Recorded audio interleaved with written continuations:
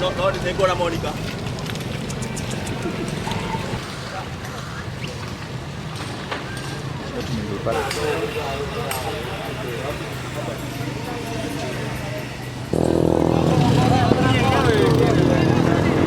Kulingana na sisi wakulima wa punda tumekasirishwa sana na hiyo uamuzi wa koti, na tungependa sana serikali itushughulikie hapo, ijue vile hiyo mambo ya kuchinja punda itaisha, kwa sababu tukiangalia kama mwaka uliopita wakati hizo vichinjio zilifungwa, punda zetu zimekaa na amani kwa hiyo mwaka mzima na zimekaa bila kuchinjwa na hakuna wizi wa punda.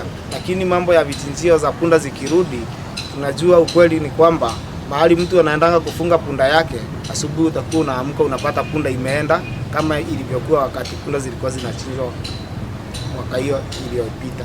Serikali yetu na kwa jumla wale wako na hiyo ministry ya punda watusaidie juu sambambu hii punda zetu itamalizika.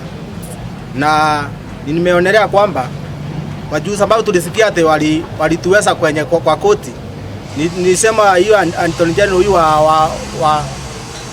wa hiyo koti waingilia kati, wajue kwamba hii punda zetu ikiisha hatutaona pahali ya kuenda, kwa sababu hatuna tegemeo ingine isipokuwa punda. Sisi tunakatana na hiyo mambo ya kufunguliwa, lakini kama inaweza funguliwa iwe hiyo kichinjio inafanya kazi kihalali, wanakuta mkulima wananunua punda kwa mkulima wakiwa na permit na waandikanie na mkulima, inaweza kuwa poa.